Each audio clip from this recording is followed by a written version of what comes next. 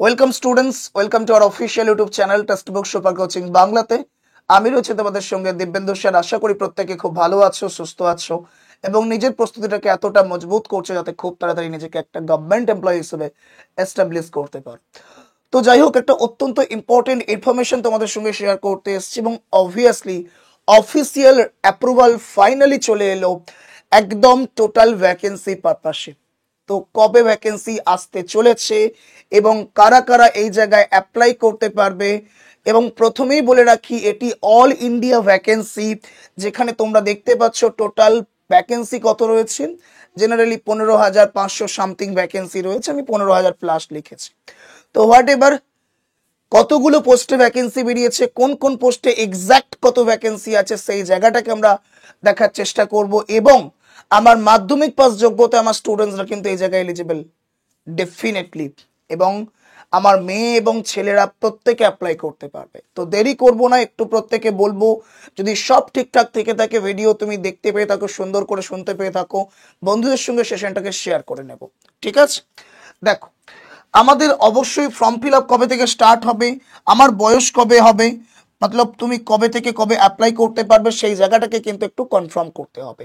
আচ্ছা বলে রাখি, এখানে কিন্তু এজটা 18 থেকে 40 হবে না, আই এম রিয়েলি সরি, 30 হবে। বোঝা গেল, 30 হবে। যাই হোক, নো প্রবলেম। তারপর তোমার এজ রিল্যাক্সেশন রয়েছে। আসলে ভ্যাকেন্সিটা কি না, ভ্যাকেন্সিটা হচ্ছে বন বিভাগ 2025। একদমই তাই, একদমই তাই। অবশ্যই করে all India vacancy, group B group C post, এবং এই জায়গায় total vacancy basically 15,000 plus. Okay, যেটার কিন্তু অ্যাপ্রুভাল আমাদের কাছে চলে এসেছে ফাইনালি। তো অবভিয়াসলি মেল এবং ফিমেল প্রত্যেকেই আবেদন করতে পারবে।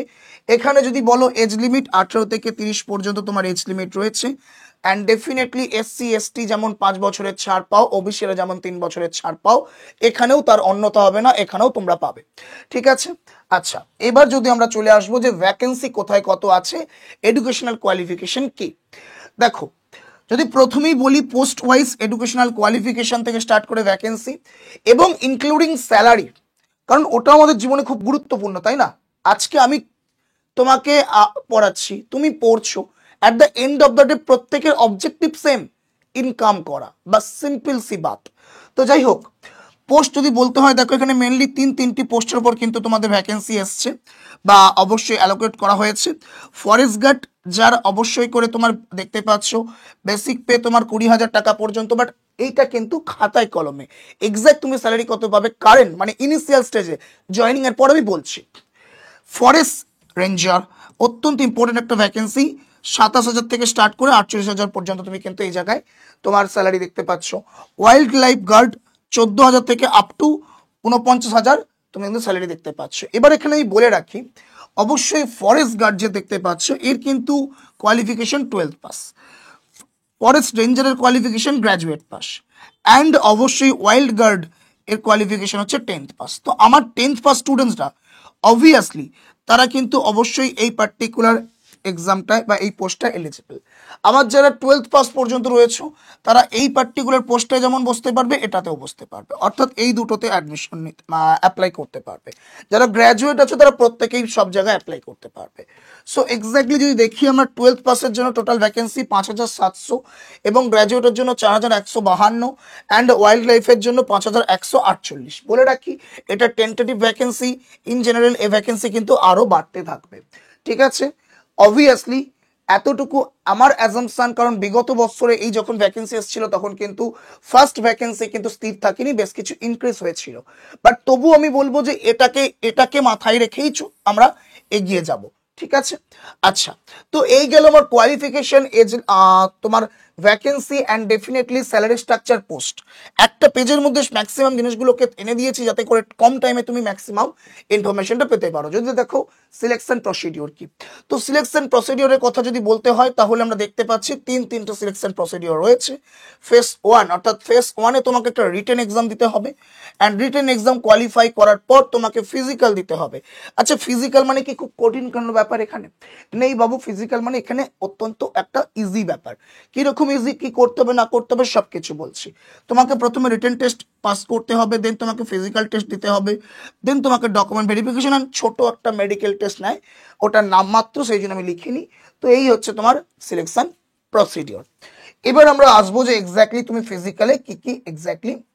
আচ্ছা, তার আগে বলে রাখি যে এক্সামের যে প্যাটার্ন, দেখো এমন একটা এক্সাম যে এক্সামে কোনো রকম কিন্তু কোনো ম্যাথামেটিক্সের কোনো জায়গা নেই। অত্যন্ত গুরুত্বপূর্ণ এটাই কি এক্সামে কোনো রকম ম্যাথামেটিক্সের কোনো গন্ধ নেই।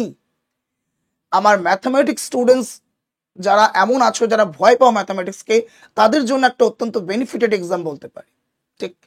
যাই হোক, তো যদি এটা বলতে হয় তো দেখো বন দপ্তরে আমরা দেখতে পাচ্ছি exactly general awareness 30 question 30 marks তোমার রয়েছে, অ্যান্ড কোয়ান্টিটেটিভ অ্যাপটিটিউডে কোনো রকম কোনো কিন্তু মার্কস নেই, নাম্বার নেই, কোয়েশ্চেন নেই। অ্যান্ড রিজনিংয়ে রয়েছে কতগুলি 30 কোয়েশ্চেন 30 মার্কস, অ্যান্ড ইংলিশে রয়েছে 10 মার্কস, ওকে 10 কোয়েশ্চেন, অ্যান্ড সায়েন্সে রয়েছে 30 কোয়েশ্চেন 30 মার্কস।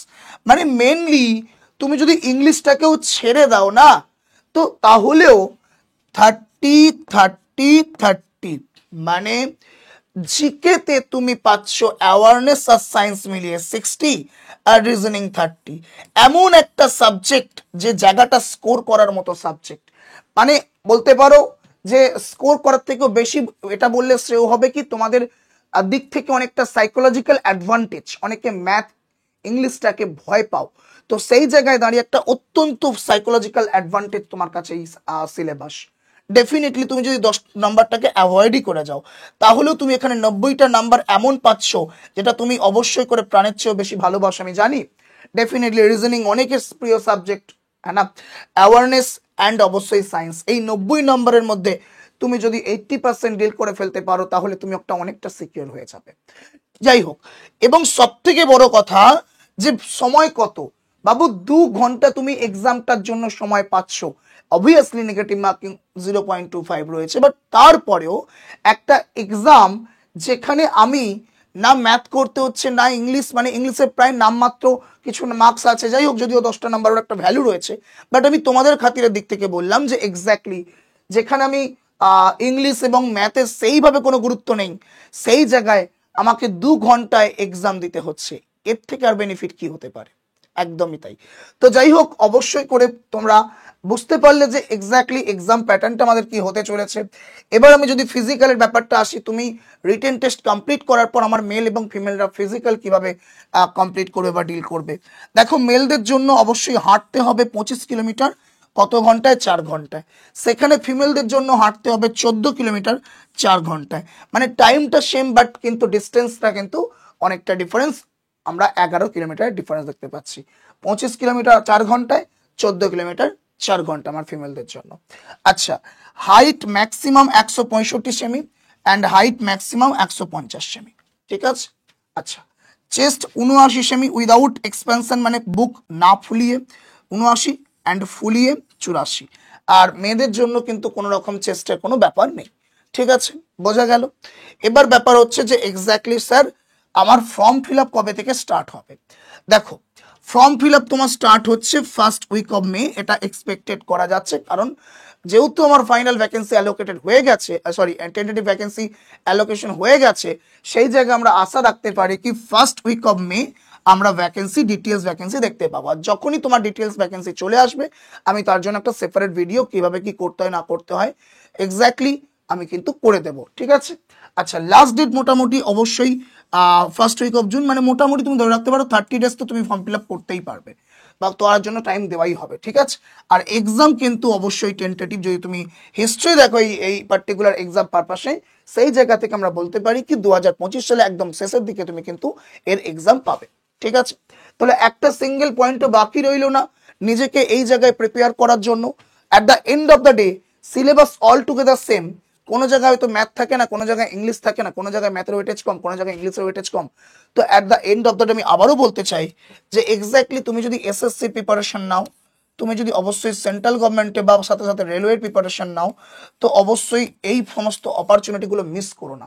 ওগুলো তুমি প্রিপারেশন দাও, নো প্রবলেম, কিন্তু যে জায়গাগুলোতে 8-4 জন মানুষ করবে না, সেই জায়গাগুলোকে নিজেকে একটু এফোর্ট করার চেষ্টা করো। কম্পারেটিভলি তুলনামূলক একটু কম্পিটিশন কম পাবে, বোঝা গেল? এবার এর জন্য প্রিপারেশন কিভাবে করবে? দেখো ওয়াইটিতে তুমি যদি ক্লাস চাও তো ডেফিনেটলি তোমরা বলতে পারো, সেই ওয়াইজ ক্লাস তোমাদের আমরা দিয়ে দেবো ডেফিনেটলি।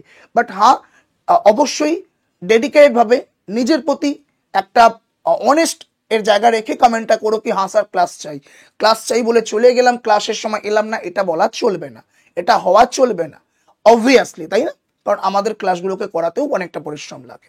যাই হোক, at the end of the day ওয়াইটিতেও তুমি কিন্তু ক্লাস পাবে, তোমরা যদি অবশ্যই করে বলো তো অবশ্যই আমরা দিয়ে দেব।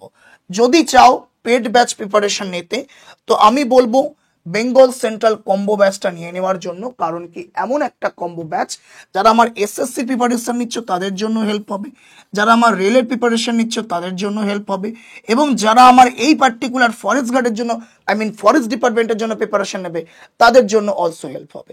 প্রত্যেকটা ব্যাচ বেঙ্গল সেন্ট্রাল এমন একটা ব্যাচ, বললে ভুল হবে, কম্বো। এর কম্বোর মধ্যে সেন্ট্রাল গভর্নমেন্টের সাথে তোমরা এসএসসি জিডি বলো, এনটিপিসি গ্রুপ ডি বলো, তোমরা এসএসসি এমটিএস বলো, আরপিএফ কনস্টেবল, আরআরবি এএলপি বলো, সাথে সাথে আমি তোমাকে এখানে লিখে দিচ্ছি ডেফিনেটলি এসএসসি ফাউন্ডেশন বলো, যেগুলো অ্যাড হয়েছে এগুলো তো আছেই, অ্যান্ড নিউ যেগুলো চলছে যা স্টার্ট হয়েছে সেগুলো তুমি পাবে। এবং এবং এবং আগামী একটা গোটা বছরে যত ব্যাচ আসবে সেন্ট্রাল গভর্নমেন্টের সমস্ত ব্যাচের তুমি কিন্তু ফ্রি অ্যাক্সেস পাবে with text book pass pro. ঠিক আছে? তো এক্স্যাক্টলি বলবো প্রত্যেকটা স্টুডেন্টকে যে এক্স্যাক্টলি যদি পারো এই ব্যাচটা নিয়ে নিতে পারো, তোমার জন্য অনেক হেল্প হবে। অ্যাপ থেকে পারচেস করার সময় এই কুপন কোডটা দিয়ে পারচেস করে নেবে, DKSIR। আর যদি কোনো জায়গায় কোনো ডাউট থেকে থাকে, কোনো কোয়ারি থেকে থাকে, তো অবভিয়াসলি সব থেকে বেস্ট হবে এই নাম্বারটা একটা হোয়াটসঅ্যাপ করে দাও যে স্যার আমি এই ব্যাচটা নিতে চাইছি, স্যার কীভাবে নেব। অবভিয়াসলি বলছি ব্যাচ পারপাসে তবেই তুমি এই পার্টিকুলার নাম্বারটায় SMS করবে, কারণ কি এটা official number. Otherwise without any মতলব তুমি যদি ব্যাচ পারপাসে না গিয়ে অন্য কোনো ইনফরমেশন চাও তখন তুমি আমার সঙ্গে কানেক্ট করতে পারো, নো প্রবলেম, অবভিয়াসলি টেলিগ্রামের মধ্য দিয়ে। অ্যান্ড এটি হচ্ছে অনলি ফর অফিসিয়াল নাম্বার, কি এক্স্যাক্টলি তুমি এই জায়গায় অবভিয়াসলি ব্যাচ পারপাসে রিকোয়ারমেন্ট করতে পারো। ঠিক আছে? অবশ্যই এই গেল ব্যাপার স্যাপার। আমি আবারও বলছি, যদি এই ইনফরমেশন পারপাসে যদি কোনো জায়গায় কোনো সমস্যা থেকে থাকে তো অবশ্যই আমাকে কমেন্টে জানিয়ে আমি প্রত্যেকের কমেন্টের যথাযথ উত্তর দেওয়ার চেষ্টা করব। ঠিক আছে? চলো আজকের মতো এখানেই বিদায় নিচ্ছি, দেখা হচ্ছে অন্য কোনো ভিডিওতে অন্য কোনোভাবে। যদি ভালো লাগে সেশনটা একটু প্রত্যেকে সেশনটাকে লাইক করে দেবো, বন্ধুদের সঙ্গে শেয়ার করে দেবো। দেখা হচ্ছে ডিফারেন্ট সেশনে ডিফারেন্ট ভাবে। Till then, goodbye. Always keep practicing. Jai Hind.